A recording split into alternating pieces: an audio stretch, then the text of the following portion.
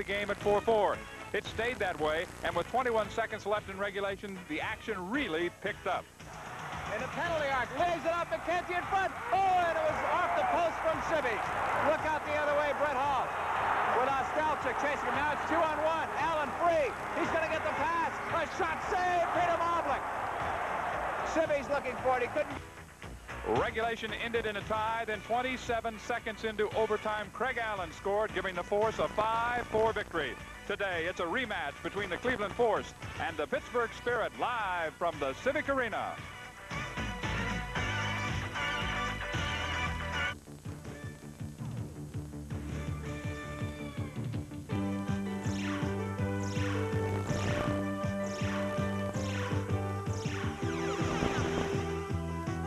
Spirit Soccer is brought to you by Stroh's and Stroh Light, fire brewed for smoother taste. By Burger King, where you get those juicy flame-broiled burgers that are never fried. Aren't you hungry for Burger King now? By Mellon Bank, a neighbor you can count on. Member FDIC. By Thrift Drug, the R Experts, where you get R extra service. And by Cameron Coca-Cola. Coke is it.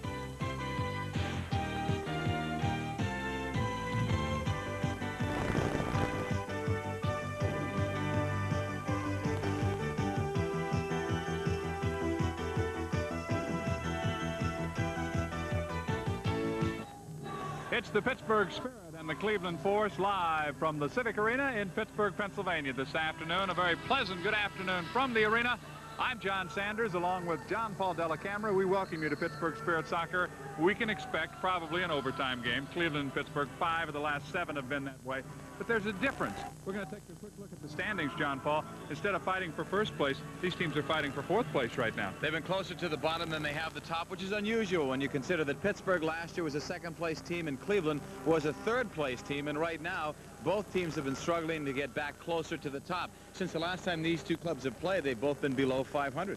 Pittsburgh Spirit went through a 4-game losing streak at one point, starting to bring it back just a little bit. John Paul, let's talk about Ian Sibbies. He had the 2 goals in the victory over Minnesota on Friday night. Ian has done really well of late, John. He's helped the power play immensely. He's up to 14 goals, but he scored 2 goals. He was the offensive player of the game against Minnesota, and he's helped the power play. The power play, which has been very poor this year, is now 3 good on their last 6 chances. And in goal for the Pittsburgh Spirit this afternoon will be Joe Papaleo. Now, Joe comes in with a record of 1-4, but not really deserved.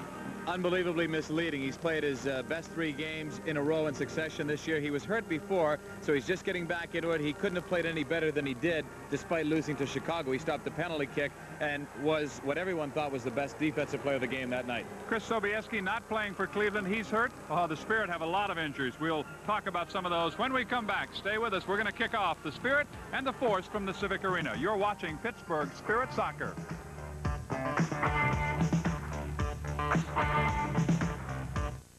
Guess what I heard my babysitter telling her boy?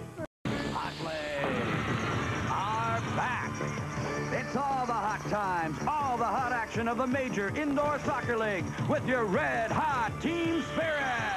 Friday, it's Heinz Photo Pack night when Team Spirit takes on the New York Cosmos. All fans receive this beautiful photo pack featuring Spirit players, compliments of Heinz. Hot legs are back. Pittsburgh Spirit Indoor Soccer. Quarter action. Here's John Paul Della Camera. And Stan Cholecki starting it, and that ball goes up into the seats and out of play. Bernie James got a piece of it. We're just getting underway here, 27 seconds into the opening quarter of play. Pittsburgh versus Cleveland, the great rivalry in the MISL. Let's set it up for you. Ostalchik on with Cholecki, Leite, O'Hara, and Gordon Smith as Cholecki has the ball, marked by James. In the penalty arc area for Leite, Michael Kalm on him, shot off the glass wide. Gordon Smith trying to win it. It goes out of play. It gives us a chance to tell you that on our Giant Eagle goal-getter contest, Adam Hunter will be the contestant from Pittsburgh. He has picked Stan. Cap will be out for probably 2 weeks. Topolsky a week, maybe 2. Earhart could be out as many as 3. Here's a Hagen shot that gives Pittsburgh the go-ahead goal. So Cleveland not closing on David Hagen, and he'll make it a 1-0 Spirit lead, and that remains to be seen just how big that goal will be. But I think the way the Spirit have been playing, it's important to get that first goal, John. Hagen picking up his 10th of the year. Watch him move it in. Now a little quick move to the left. He gets around Mike Sweeney, and he goes to the right-hand side of the goal, gets it past Vaccaro. Goal number 10 for Hagen. So the Spirit take a 1-0 lead. Here it is again. Good move by Hagen. I'm starting to question that. I thought that maybe someone didn't close on him. Sweeney tried to tackle, but missed.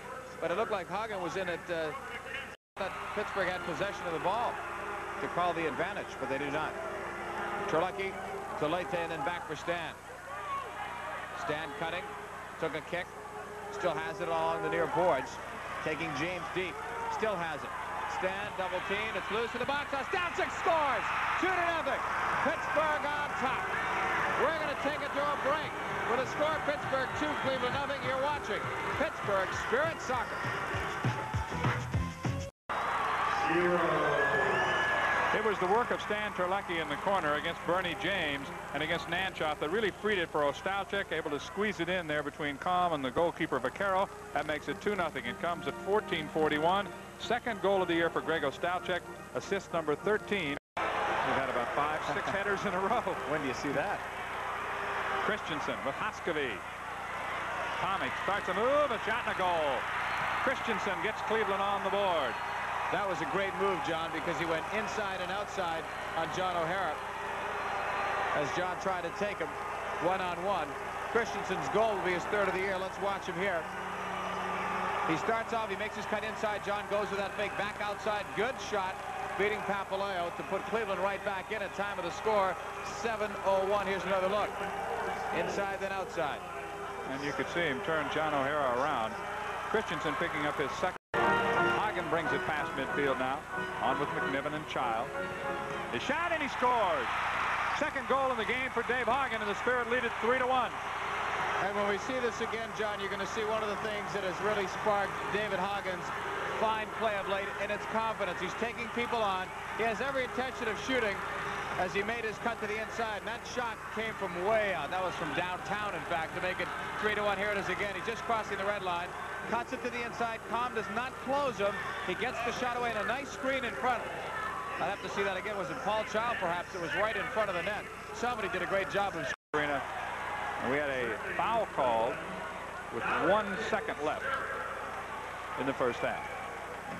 That gives Cleveland 5, but with a second left, it's not going to cost anyone. Pittsburgh, by the way, with 4. It's starting to get a little more physical in that second quarter. And it will be even more so in the last 2 quarters of play. That's it. They kick it off, and that's the end of the first half. 3-1. The Pittsburgh Spirit leading Cleveland. You're watching Pittsburgh Spirit Soccer.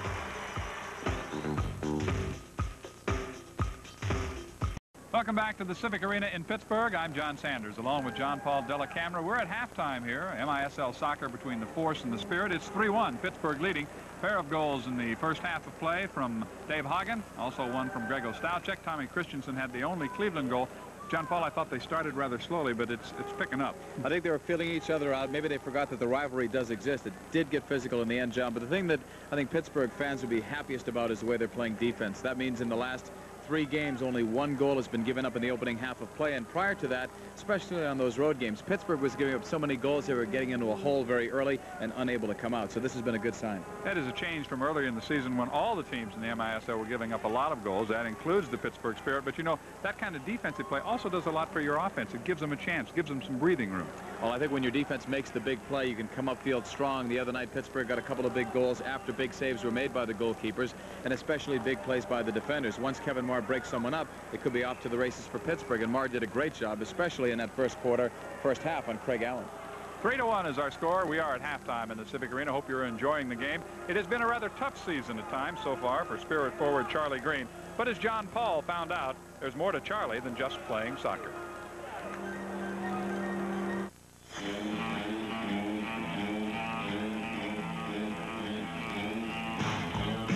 When Charlie Greene played for New Jersey, Cleveland, and Phoenix, he always had big games against the Pittsburgh Spirit. Pittsburgh decided to change all that, and now they've made sure that the only goals Charlie Greene gets will be for instead of against Pittsburgh. When you have a good game or a good few games against a team, they're going to probably be upset for one thing that maybe you beat them with a goal here or there, but also they want to have you on their side, I suppose. It's always fun to play with guys who are good, solid players, someone like Stan Terlecki, who's, you know, an obvious talent, one of the most talented players I've ever seen, because he's makes you sort of rise up to his ability, and you've got to be careful because you never know when he's going to give you the ball. And That's always a lot of fun. No one really knows what kind of tolls this game takes on a player, because it really hasn't been around that long, but I've been free of injury, knock on wood, so far. So, you know, provided everything went well, I'd like to play as long as I could, or as long as I'm playing well. I think if I got slow, you know, I started slowing down or something, I think it would take away from my game a lot, and I would probably stop playing then. I wouldn't want to be in the position where I thought I had to play for money or something like that. But I would like to play till I was 30 or a little older. I don't think there's any, you know, if I felt great when I was 32 or 33, I would continue to play. I have a facility in Massachusetts I'm involved with a few other partners, and we have a tennis club and an indoor soccer facility. So that kind of keeps you in the game there. You know, I help out with a few guys, some friends back home with camps and things like that. So I think I'll always, you know, I love the game, and I'll always be involved in some way or other. The biggest gripe I have about watching organized soccer is that a lot of times I think that can stifle a young player. You know, it's good to play on a team. You're not saying don't play on a team. You have to play on a team. I think the thing to do when you're young is to work on your technique, on passing the ball and dribbling the ball, individual stuff. The team stuff can always come. You know, that can always be taught to someone. I think to have the raw talent, you have to play a lot as a kid with the ball. I was born in New York City, and I lived in Massachusetts really since I was 1 until my dad got a job in London. So I was there about 3 years total. I played hockey and soccer, and I even played lacrosse in high school. And everything was going sort of on par. You know, after the soccer season in the fall, you jump right into the hockey season in the winter. And I liked both, and I think I was doing pretty well at both. People started wanting me to play soccer, you know, in college, and I choose not to do that, but then I went on some tours with some teams from Massachusetts, and I ended up with Fort Lauderdale. I played down there against the Strikers when I was 18, and I scored a few goals, and at that time they were looking for young American players. Did playing hockey in your younger days help you to play indoor soccer since the games are so similar? Oh yeah, I think a lot of it did. I think the biggest part that's probably similar is the amount of people on the field, you know, and that's the big outdoor soccer with 11 people. The tactics are completely different. Whereas in indoors, it's a lot like hockey. It's the same thing. And if you're a winger or center in hockey, you got to do a lot of back checking. You got to get back, because if you miss your man, you know, it's the same thing in indoor soccer. You might get a 3-on-2, a 3-on-1, and that's really dangerous. So it's you have to be really aware. Guess what I heard? Welcome back to the Civic Arena in Pittsburgh. I'm John Paul Della Camera.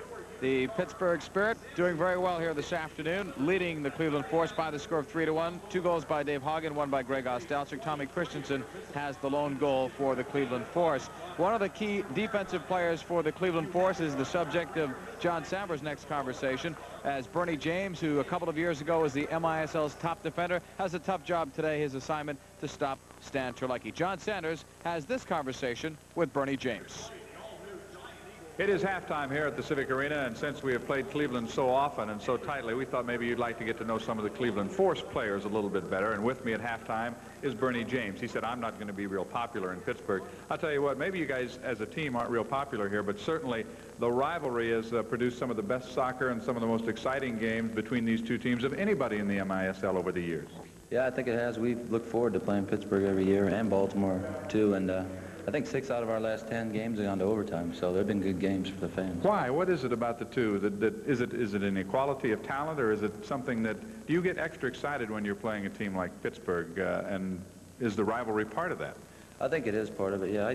I get up for the games more when I'm playing Pittsburgh and Baltimore, those two teams especially. And I like the crowd down here because they give you a lot of stick, but, you know, it's fun to play here, and it's fun to play against Pittsburgh. He mentioned that they were introduced last night, not introduced, but they mentioned that you were going to play, and the fans responded with a boo. You guys have done so well attendance-wise in Cleveland, and Pittsburgh is starting to come on. Have you noticed a difference? We're getting more and more people here for our soccer games. Yeah, when I first came here 3 years ago, the crowds weren't that great, but the last year and then this year, even in our preseason game here, there was 5,000 or 6,000 people here, which is good, you know, and the crowds in Pittsburgh, I think they're getting to like soccer a little bit more. And I think indoor soccer is easy to understand, you know, and I think people like it a lot. There's one difference this year as far as these two teams are concerned, and that is you're not fighting for first place at this point, fighting for a playoff spot. Why the change? Is everybody that much better, or have both Pittsburgh and Cleveland just had some problems?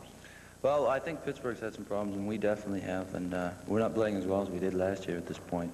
But that might be a good sign for us, because the last couple of years we started out really fast, and we faded at the end, and maybe we can do the opposite this year and start out a little more evenly and play a lot better at the end of the, you know, near the playoffs. Are you adjusted to that now? It is a long season, and things seem to go in streaks and spurts, don't they?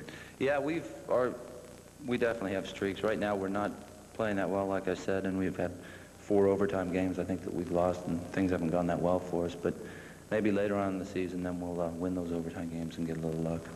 I would anticipate also that regardless of how today's game ends, you have 2 more with Pittsburgh, and I look for them to be just as tight and just as exciting as the others. Bernie James has been our guest at halftime. Bernie, thank you. Best of luck to you in the second half and the rest of the season. Okay, thank you. It is Cleveland and Pittsburgh here in the Civic Arena. You're watching Pittsburgh Spirit Soccer.